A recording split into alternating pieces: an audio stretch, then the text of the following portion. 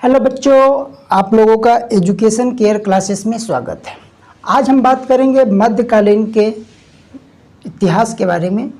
उसमें भी उन टॉपिक्स को जो आज की क्लास में हो सकता है, जैसे अरबों का आक्रमण, तुर्कों का आक्रमण और मोहम्मद गोरी का जो टाइम पीरियड था उससे संबंधित जो क्वेश्चन बन सकते हैं, जो क्वेश्चन बार बार एग्जाम में आते हैं, हम उस पर चर्चा करेंगे और उन्हीं टॉपिक्स पे हम डिस्कशन करेंगे। चलिए आइए बात करते हैं मध्यकालीन भारत की।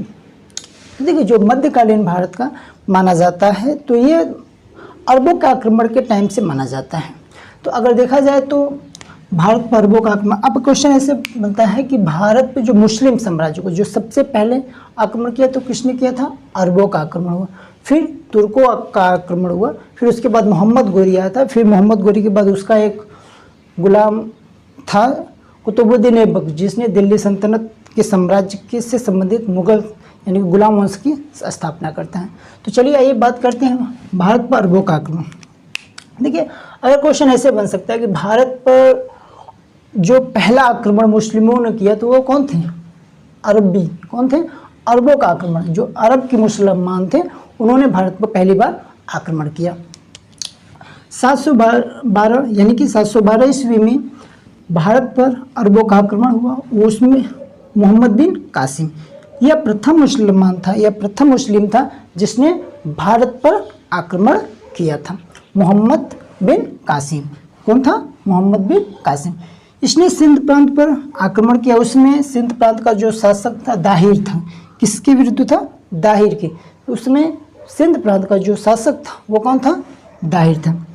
इसका जो उद्देश्य था, यानी कि भारत में ऐसा पूछा जाता है कि भाई मोहम्मद बिन कासिम का भारत पर आक्रमण करने का उद्देश्य क्या था? तो इसका दो उद्देश्य माना जाता है।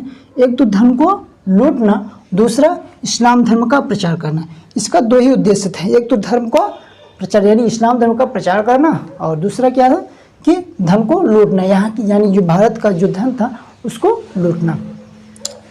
इसने एक टैक्स लगाया था, एक कर लगाया था जिसको कहा जाता है जजिया कर। यह जजिया कर वसूलने वाला प्रथम मुस्लिम शासक था जिसने सबसे पहले जजिया कर वसूला। वैसे तो कई शासकों ने जजिया कर लगाया जो हम आगे बढ़ेंगे, लेकिन यह पहला शासक था जिसने जजिया कर को वसूला था। बस इससे अरबों के आक्रमण से संबंधित यानी मोहम्मद बिन कासिम से संबंधित इतना ही क्वेश्चन बन सकता है। चलिए बात करते हैं अरबों के आक्रमण के बाद तुर्कों का आक्रमण हुआ। एक तुर्क क्षेत्र था जहाँ पे 932 में गंजनी साम्राज्य की स्थापना की जाती है। इसकी जो स्थापना करता है या जिसके जो संस्थापक थे वो थे अलबतगीन। कौन थे? अलबतगीन। अलबतगीन ने 932 ईस्वी में गजनी साम्राज्य की स्थापना करता है। उसके बाद इसका पुत्र सुबुक्तगीन। देखो, हम वही टॉपिक्स या वही पॉइंटेड हम पढ़ेंगे जो एग्जाम से रिलेटेड है। अब अलबतगीन, अब ऐसे पूछा जाता है गजनी साम्राज्य का संस्थापक कौन था? अलबतगीन था।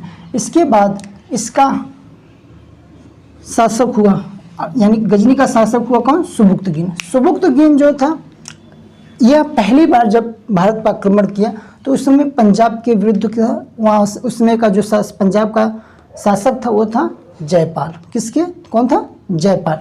जयपाल के विरुद्ध उन्होंने आक्रमण किया था। उसके बाद सुबुक्तगीन के बाद इसका नाम मोहम्मद गजनवी होता है। तो 1998 में मोहम्मद गजनवी जो था वह गद्दी पर बैठा। इसको ये भी कहा जाता है मूर्ति भंजक, क्योंकि यह मूर्तियों को तोड़कर अपने तुर्क ले जाता था, इसलिए इसको कहा गया मूर्ति भंजक। इसने अपने आप में एक सुल्तान पद धारण किया। इसने क्या किया? अपने आप को एक सुल्तान घोषित किया, और यह पहला मुस्लिम था जिसने अपने आप को सुल्तान घोषित किया था। उसके बाद आगे चलते हैं। इसका जो उद्देश्य था, इसका उद्देश्य था मूर्तियों को तोड़ना और धन मंदिरों को लूटना। इसका दो ही उद्देश्य, मतलब यही उद्देश्य था कि मूर्तियों को तोड़कर धन लूटना और फिर तुर्क लेके जाके रखना। क्योंकि माना यह जाता है कि बचपन में ये कहानियाँ सुना करता था कि भारत जो है सोने की चिड़िया है, तो ये उस उद्देश्य से भारत में आक्रमण किया। खलीफा के द्वारा इसको दो नाम दिए गए थे, यामीन उद्दौला और यामीन उल मिलाह। इसको दो उपनाम दिए गए थे खलीफा के द्वारा। अब इसके अटैक की बात करते हैं, आक्रमण की बात करते हैं। इसने जो टोटल आक्रमण किए थे माना जाता है 17 बार आक्रमण किया था। इसने भारत पर कितनी बार आक्रमण किया था? 17 बार आक्रमण किया था। लेकिन पहला आक्रमण ये था, जो पहला आक्रमण था कब था? 1000 ईस्वी में। कब था? 1000 ईस्वी में। दूसरा इसने आक्रमण किया 1001 ईस्वी में। कब? 1001 ईस्वी में जयपाल के विरुद्ध किया था। 1008 में नगरकोट के विरुद्ध किया। फिर इसका सबसे फेमस या प्रसिद्ध जो आक्रमण था वो था 1025 सोमनाथ मंदिर, जो कि सौराष्ट्र में स्थित है। वहाँ इसका सबसे बड़ा फेमस और सबसे इम्पोर्टेंट आक्रमण यही माना जाता है 1025 ईस्वी का। इसका लास्ट यानी आक्रमण जो था, अंतिम आक्रमण था, वो था 1027 ईस्वी में जाटों के विरुद्ध। क्वेश्चन यहाँ से ऐसे बनता है कि जो गजनवी का जो आक्रमण था अंतिम, वो किसके विरुद्ध था? तो वो कौन था? जाटों के विरुद्ध था।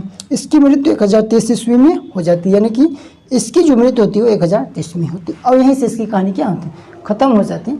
फिर आगे चल के कुछ सालों के बाद मोहम्मद गोरी आता है भारत पर आक्रमण करने। माना यह जाता है कि पहले ये इसके अधीन था, फिर ये खुद का एक इसका साम्राज्य हो गया। लेकिन अब मोहम्मद गोरी से संबंधित जो क्वेश्चन बनते हैं, मैं उस पे टॉपिक्स पे बात करते हैं। देखो, मोहम्मद गोरी का जो पहला आक्रमण था वो 1175 ईस्वी मुल्तान पर इसने पहला आक्रमण मुल्तान के खिलाफ 1175 ईस्वी में करता है। फिर 1176 में इसने सिंध पर आक्रमण किया। 1178 में इसने पाटन गुजरात पर, जिसको भीम द्वितीय ने इसको पहली बार, माना यह जाता है कि मोहम्मद गोरी को पहली बार या किसी मुस्लिम को हराने वाला पहला भीम द्वितीय ही था जिसने इसको परास्त किया था, हराया था। अगर हम तराइन के युद्ध की बात करें तो तराइन का 2 युद्ध होता है, एक प्रथम युद्ध होता है, एक द्वितीय युद्ध। तराइन का जो प्रथम युद्ध होता है वो 1191 में होता है, दूसरा 1192 में होता है। इसमें क्या होता है? पृथ्वीराज चौहान और मोहम्मद गोरी के बीच युद्ध होता है, लड़ाई होता है। पहले युद्ध में तो देखो पृथ्वीराज चौहान की विजय हो जाती है, यानी कि वो जीत जाते हैं। लेकिन दूसरे युद्ध में पृथ्वीराज चौहान बुरी तरह से हार जाता है और यह पराजित हो जाता है। अब दिल्ली पे मोहम्मद गोरी का शासक हो जाता है। अब यहाँ से आगे चल के देखते हैं तो जो चंदावर का युद्ध 1194 में होता है। चंदावर का युद्ध 1194 में से याद, चंदावर 94, ठीक है। चंदावर का युद्ध 1194 में होता है, किसके? जयचिंद के विरुद्ध होता है। फिर इसकी मृत्यु 15 मार्च 1206 में हो जाती है और यह मोहम्मद गोरी का स्टोरी क्या होता है? द एंड होता है। इसके बाद इसका एक गुलाम माना, अब देखिए आगे हम पढ़ेंगे दिल्ली सल्तनत, तो इसके आज की क्लास में नहीं, नेक्स्ट क्लास में हम पढ़ेंगे।